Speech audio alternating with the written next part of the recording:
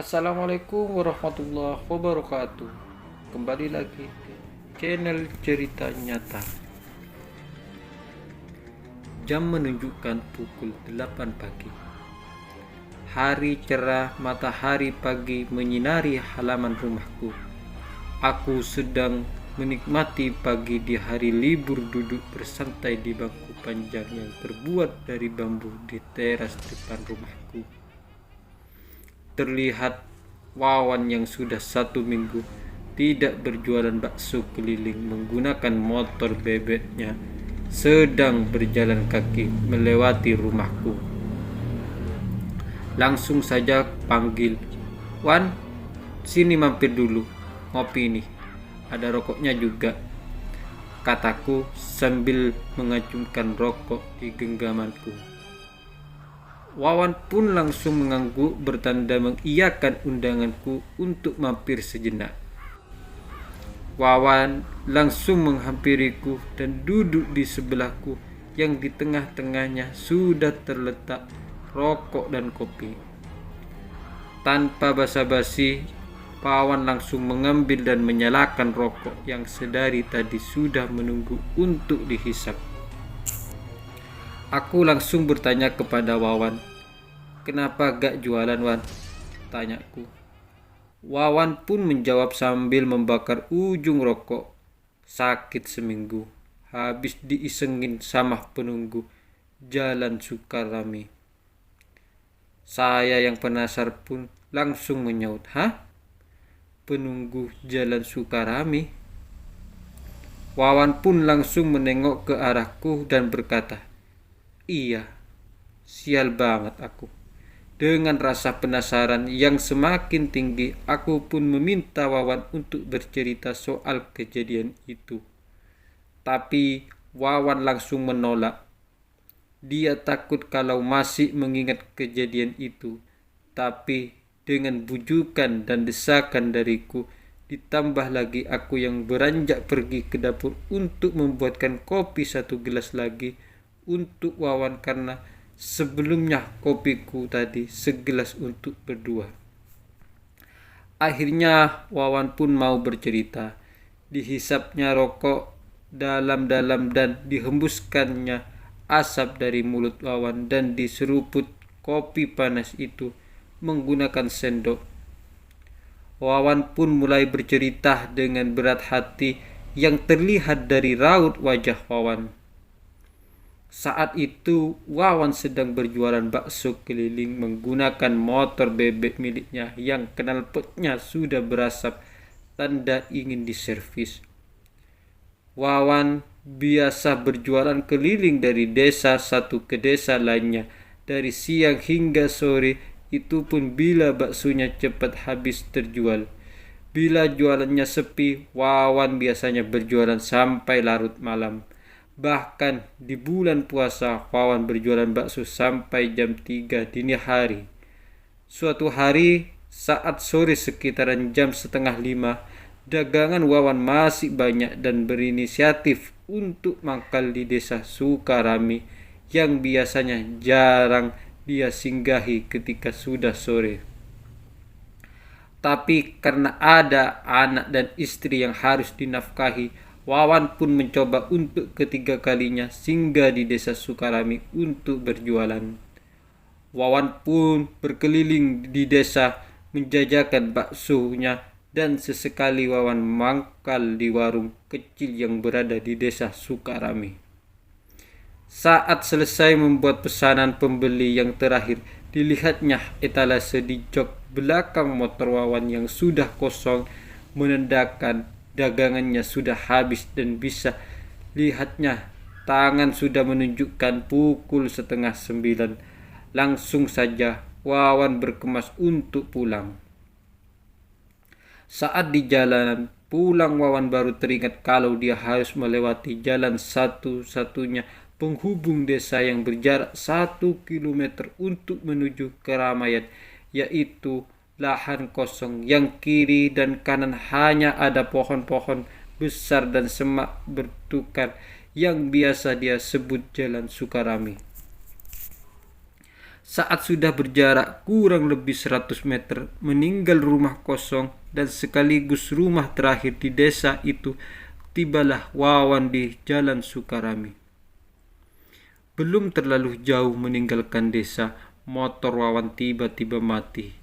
Dalam hati Wawan membatin kesal, sial, kenapa harus mogok di sini sih? Sambil melihat ke arah depan, ujung jalan yang sepi dan gelap, sama sekali tidak ada pencahayaan dari lampu selain dari terangnya bulan. Lampu jalan yang biasanya menyala terlihat sudah mati. Wawan perhatikan sekitar hanya ada semak-semak pohon-pohon besar yang kokoh. Sambil terus mencoba menghidupkan motor yang berulang kali, Wawan membaca doa tiada henti karena dia merasakan merinding yang tidak biasa, seperti ada sesuatu yang akan terjadi. Dicoba dihidupkan motornya berkali-kali, namun hasilnya nihil.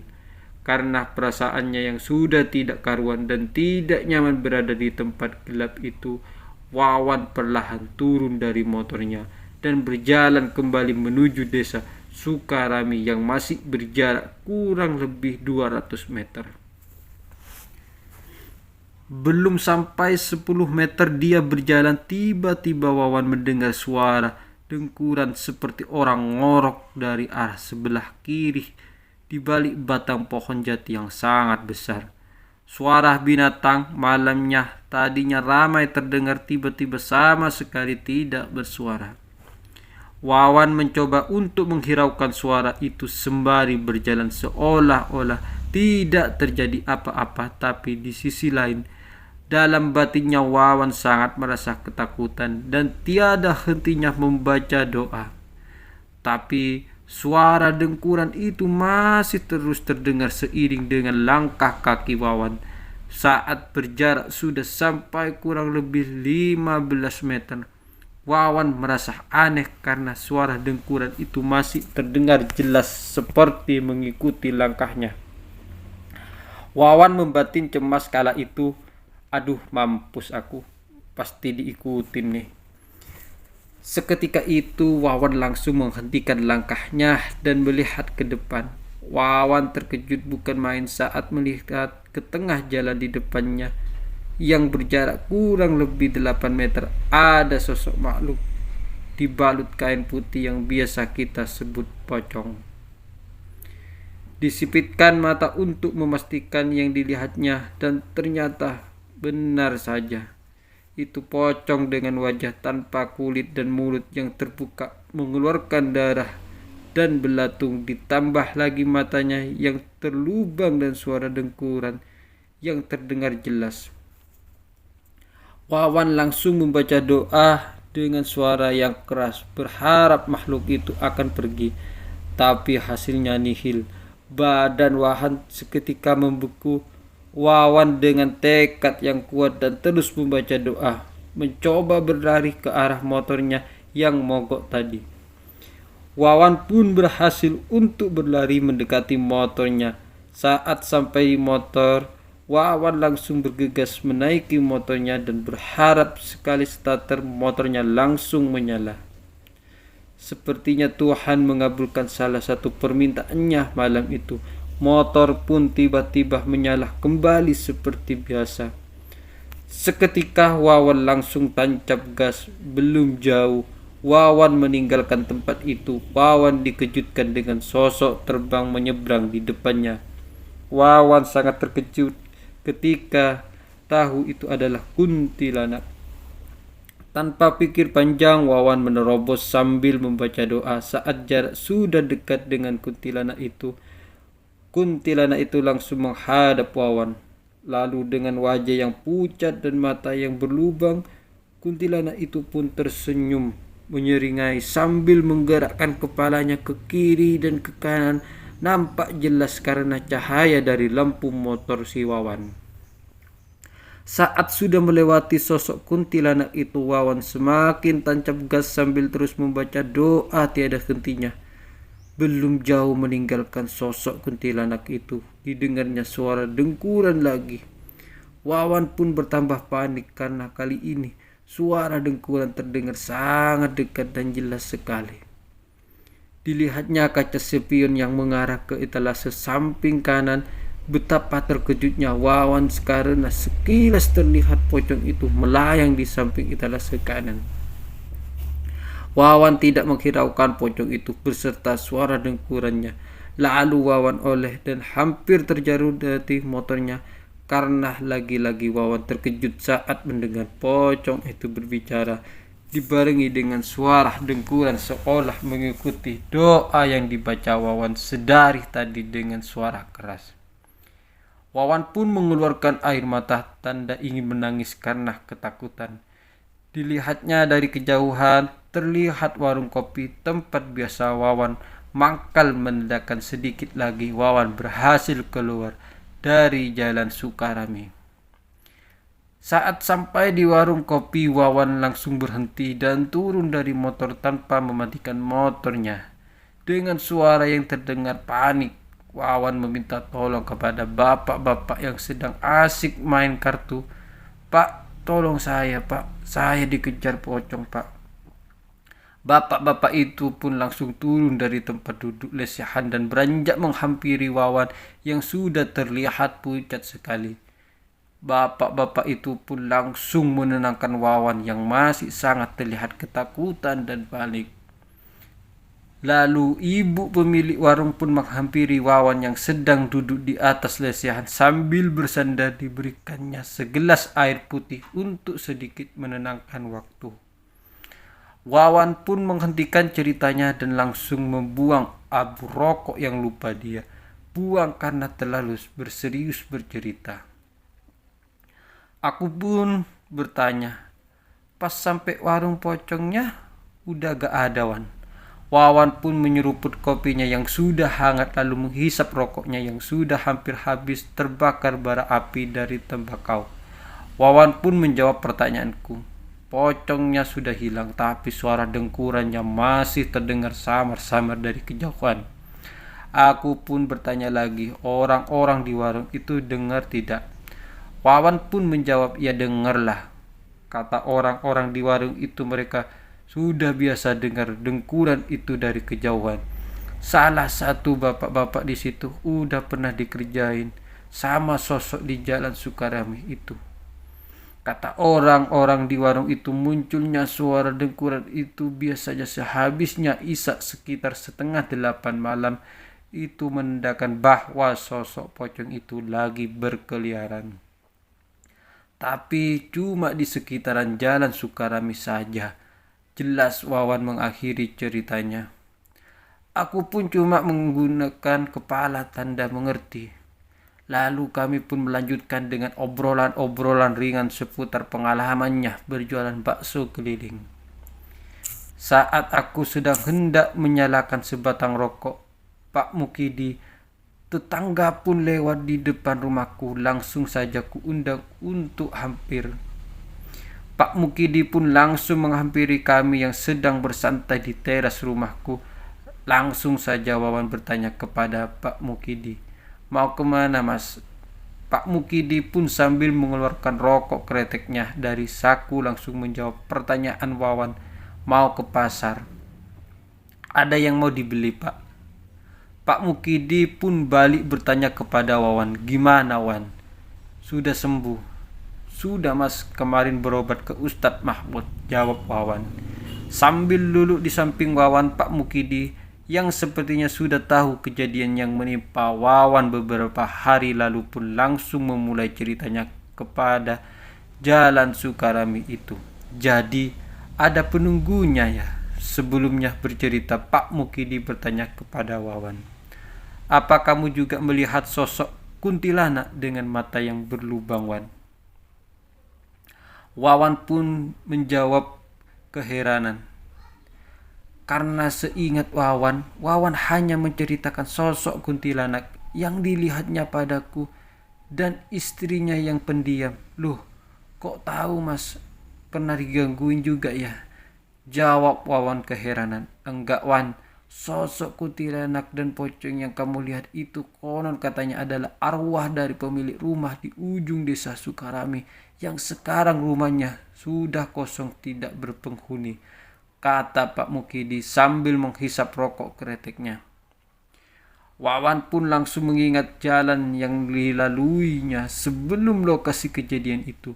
Belum selesai Pak Mukidi menjelaskan, Wawan langsung menyauti, "Oh iya Pak, sebelum lokasi kejadian itu aku melihat 3 rumah warga yang nampaknya masih berpenghuni dan 1 rumah kosong di ujung jalan yang sudah gak ada atapnya, Pak, dan banyak noda-noda hitam seperti habis terbakar," saut Wawan sedikit heboh karena melihat mengingat. "Nah itu, dulu rumah itu dibakar sama warga Sukarami karena pemiliknya yang Pak Sutri itu kerjanya membegal pendatang yang lewat di jalan Sukarami. Bahkan ada 1 orang asli kampung Sukarami yang pulang dari rantau pun kena begal sama Pak Sutri itu." Lama-kelamaan kabar mulai menyebar tentang pembegalan di jalan Sukarami. Nama kampung Sukarami jadi jelek gara-gara Pak Sutri itu. Karena warga dari desa lain sudah tahu kejadian yang sering terjadi di jalan satu-satunya penghubung desa dengan jalan raya. Kalau sekarang sudah banyak rumah di desa itu. Jelas Pak Mukidi panjang lebar.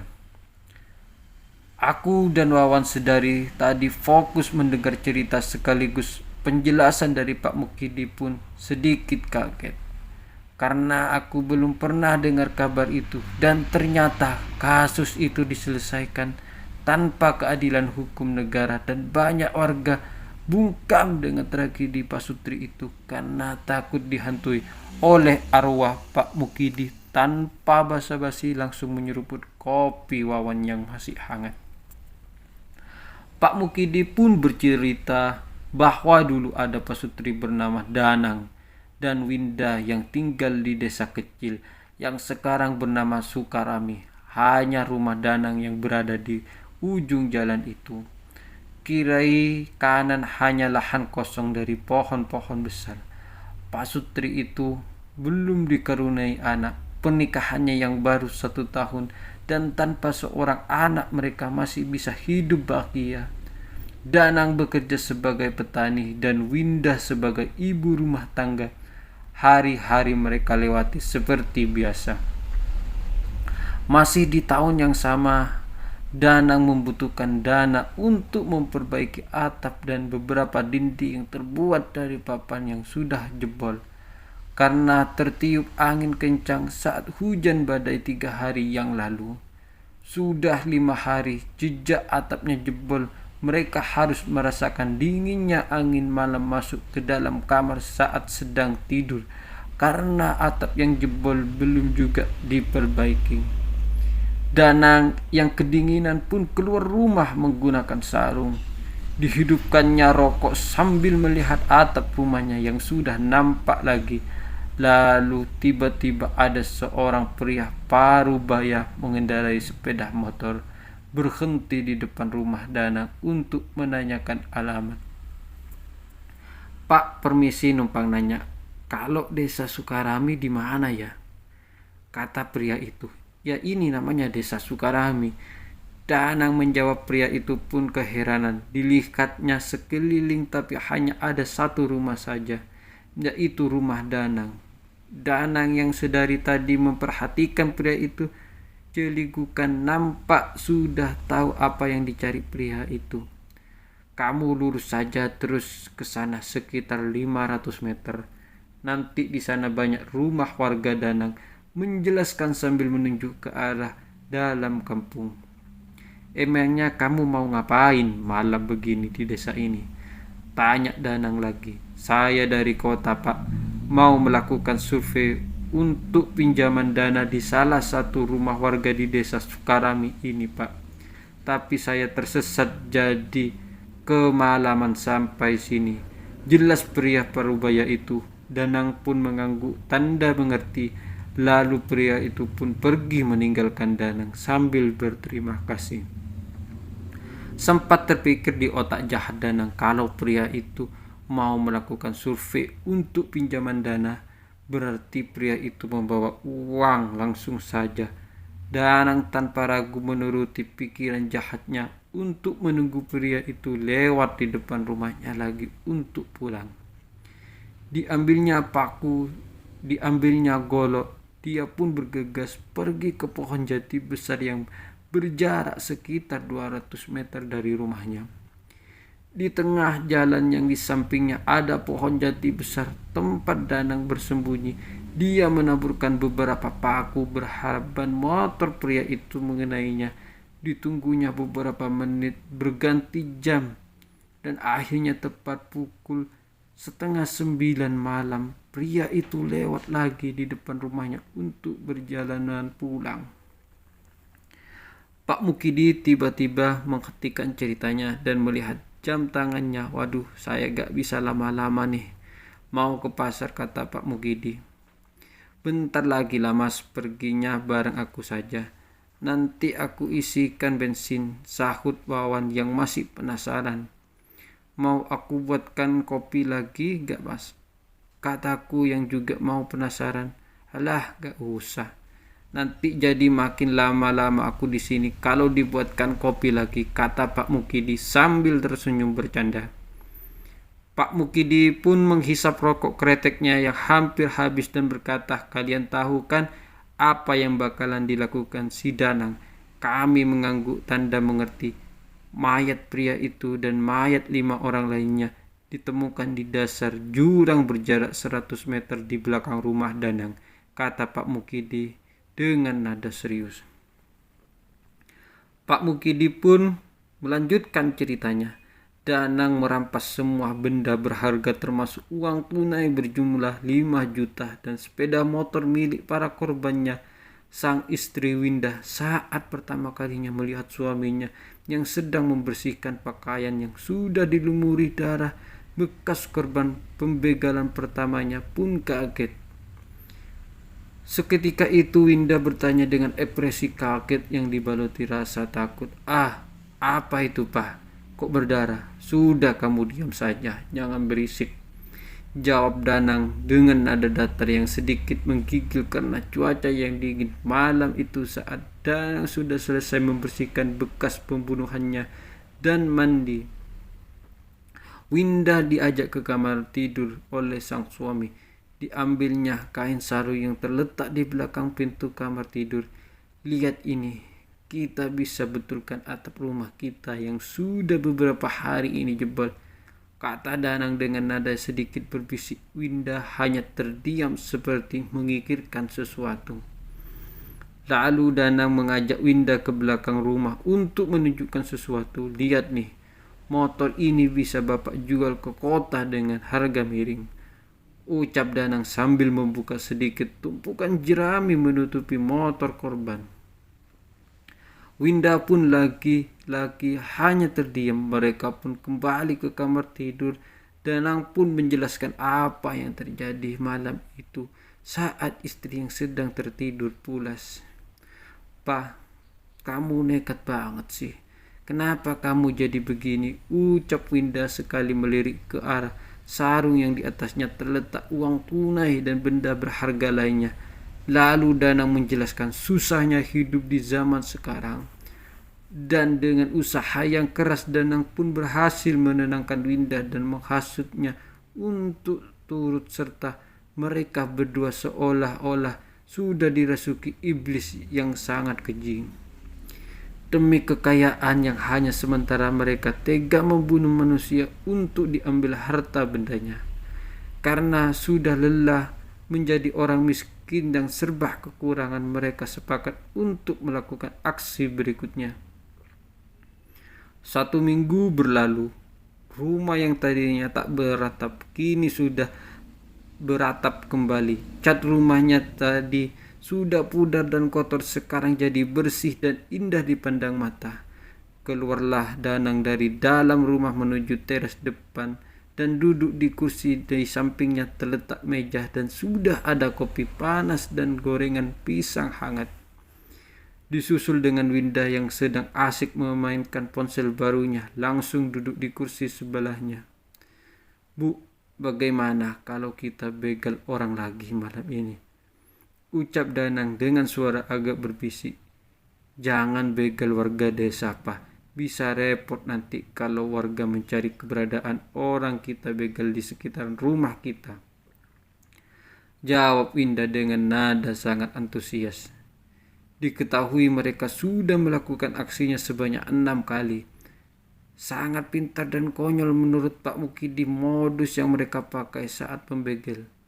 Saat sore hari mereka berdua duduk di teras rumah untuk mengintai pendatang yang berkunjung di desa Sukarami. 5 dari 6 korban adalah karyawan bekerja koperasi yang biasa meminjamkan uang dengan bunga yang terbilang besar. Ya, pendatang yang dimaksud itu adalah koperasi yang hendak meminjamkan uang ke warga desa Sukarami. Rumah Danang yang jauh dari pemukiman sangat mendukung untuk aksi kejinya itu. Mereka duduk di teras sore hari sekitar pukul 6 sore. Target pun didapatkan.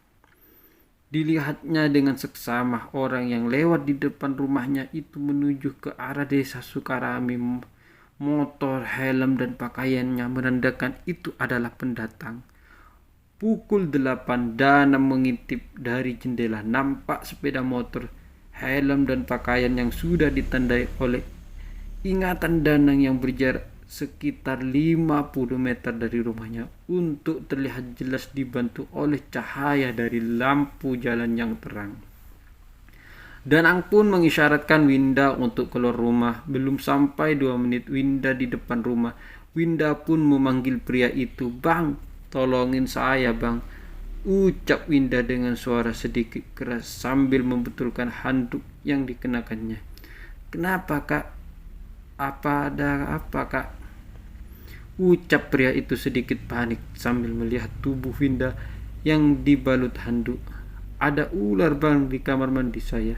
Saya takut, bisa minta tolong ular itu." "Enggak, Bang," kata Winda. "Bisa, Kak, bisa," kata pria itu dengan senang hati. Lalu pria itu turun dari motor sambil berjalan ke rumah. Pria itu bertanya pada Winda, "Suaminya kemana, Kak?" "Apa tidak apa-apa, saya masuk ke rumah Kakak," tanya pria itu untuk memastikan.